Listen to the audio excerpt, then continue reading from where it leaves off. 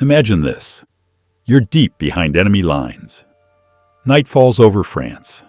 You hear tanks moving, radios crackling, soldiers shouting orders. The Germans are certain an entire American armored division is preparing to attack. But here's the twist. There are no soldiers, no tanks, only artists with paintbrushes, rubber, and loudspeakers. This was the Ghost Army, a secret unit that fooled Hitler's war machine, using nothing but creativity and illusion. It's 1944. World War II has reached its brutal climax. After D-Day, the Allied forces are pushing through Nazi-occupied Europe. But Hitler's army is still strong, capable of striking back at any moment. The U.S. needs a way to confuse the enemy, to make them fight shadows instead of soldiers. And so, the Pentagon creates something no one has ever tried before.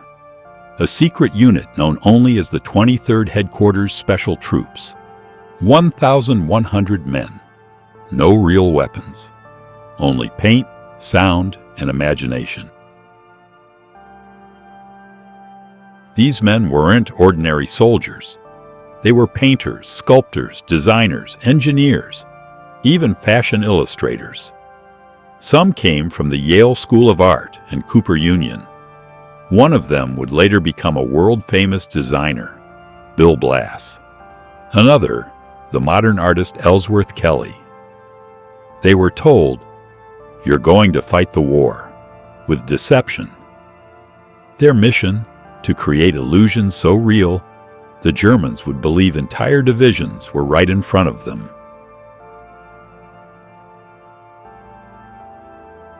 The Ghost Army had three main weapons: visual trickery, sound deception, and fake radio transmissions.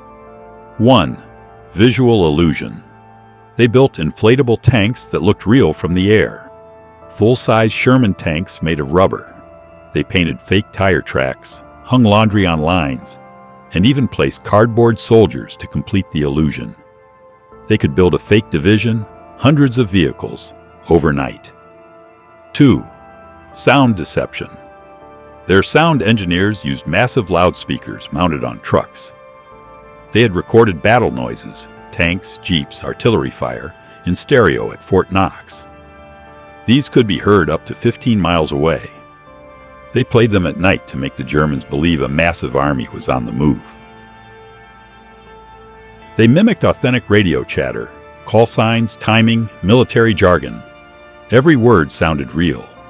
German intelligence couldn't tell the difference. The Ghost Army's first mission came right after D-Day in Normandy.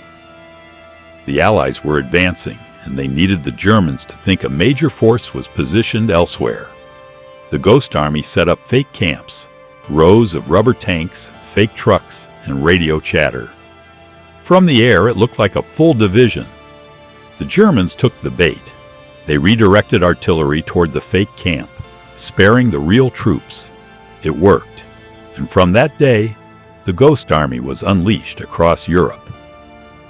Throughout France, Belgium, and Luxembourg, they performed over 20 deception operations.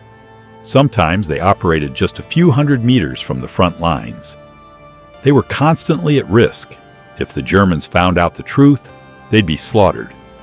But the artists kept working day and night, building illusions under fire. They even created fake generals, actors dressed in uniforms who'd visit local villages to spread false rumors.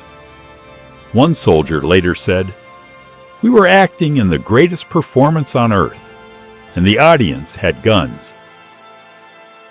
March 1945. The Allies are preparing to cross the Rhine River, Germany's last major defense line. If Hitler's army discovers the crossing point, they can destroy the bridges and stop the Allies cold. The Ghost Army receives their biggest mission yet, Operation Viersen. Their job: pretend to be the 30th and 79th Infantry Divisions, miles away from the real crossing. They inflate over 300 fake tanks, set up dummy artillery, broadcast endless fake radio traffic. Blair recorded tank sounds across the night. They even set up fake roadblocks and sent fake military police into nearby towns. The Germans believed every bit of it. They repositioned entire units to defend against a phantom army. Meanwhile, miles away, the real troops crossed the Rhine almost unopposed. Historians say that deception saved as many as 30,000 American lives. When the war ended, the Ghost Army vanished back into obscurity. Their missions were classified for over 50 years. Many never told their families what they had done. They simply returned home and went back to painting, designing, and creating. Some were killed during their missions, unarmed artists dying in service of illusion. In the 1990s, their story finally became public. Historians uncovered the documents. Survivors began to share their memories. In 2022, the United States Congress awarded the Congressional Gold Medal to the surviving Ghost Army veterans, recognizing them as heroes of creativity. One veteran, 98-year-old John Jarvie, said, "We were artists pretending to be soldiers, and soldiers pretending to be artists. And somehow, we fooled Hitler." The Ghost Army proved something extraordinary, that art, imagination, and creativity can be just as powerful as bullets and bombs. They didn't destroy lives. They saved them. They turned deception into an art form, and art into a weapon. So next time you see a painting or hear the sound of distant thunder, remember, once upon a time, artists won a war by making the enemy believe in ghosts.